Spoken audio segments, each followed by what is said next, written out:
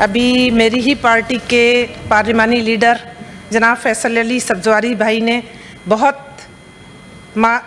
ہی گہرائی کے ساتھ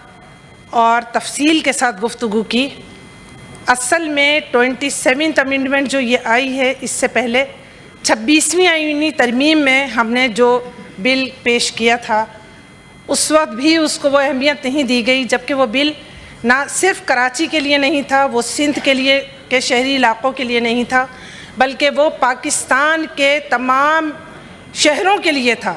140 سے لوکل گورنمنٹ امینڈمنٹ بل جو سینٹ میں نے ہی انٹروڈیوس کرایا تھا اور لا اینڈ جسٹس کمیٹی میں اس کو زیر بحث لایا گیا تھا اور نائک صاحب اس کو چیئر کر رہے تھے،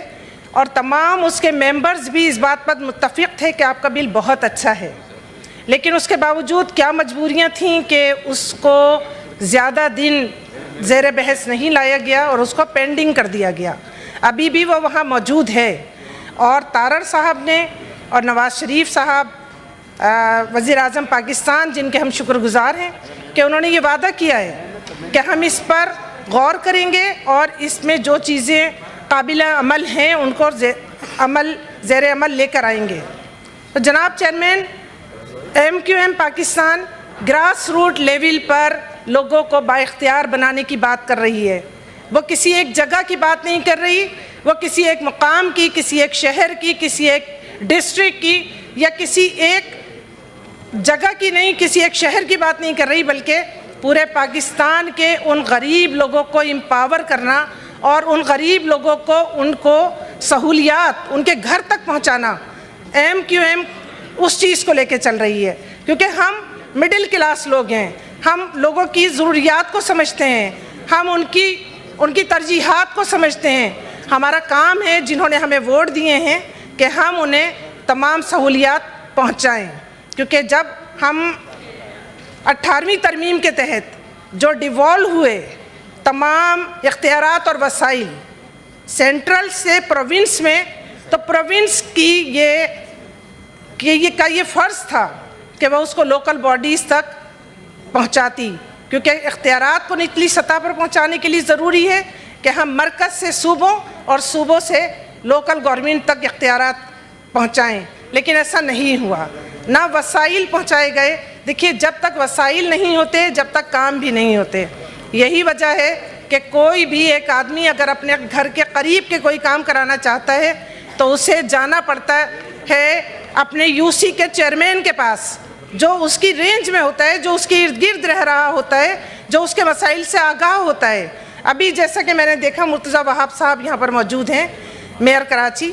وہ ان تمام مسائل سے، ان تمام حالات سے بخوبی واقف ہیں اور بہت اچھی طرح جانتے ہیں کہ کراچی کس کرب سے گزر رہا ہے۔ سڑکیں ٹوٹی ہوئی ہیں، گٹر ابل رہے ہیں، بنیادی سہولیات سے محروم وہ شہر جو 65 سے 70% ریونیو مرکز کو دیتا ہے اور 97% ریونیو صوبائی حکومت کو دیتا ہے، وہ بنیادی سہولیات سے محروم ہیں۔ جناب چیئرمین، اس وقت یہ سب کچھ کہنے کا میرا مقصد یہ ہے کہ اگر اسے 27ویں ترمیم کے بعد بھی مزید پینڈنگ کیا گیا تو یہ ہم ان لوگوں کے ساتھ ظلم کریں گے جنہوں نے ووٹ دیے، جنہوں نے اپنے نمائندوں کو اسمبلیز میں بھیجا، جو پر امید تھے کہ ہمارے مسائل اب وہاں پر ڈسکس ہوں گے اور ان مسائل پر توجہ دی جائے گی۔ تو اس لیے میری گزارش ہے جناب چیئرمین کہ اس امینڈمنٹ کو فوری طور پر، جیسے ہی 27ویں آئینی ترمیم میں اگر اس کو شامل نہیں بھی کیا گیا اور یہ کہا گیا کہ کیونکہ یہ already law and justice committee میں پینڈنگ ہے اور وہاں پر ڈسکس ہوگا، تو انشاءاللہ میری گزارش ہے اس کمیٹی سے بھی اور اس کمیٹی ممبران سے بھی کہ اس کو جب تمام۔ جناب چیئرمین، اس کے ساتھ ساتھ میں اپنے بات کا اختتام صرف اس شعر پر کروں گی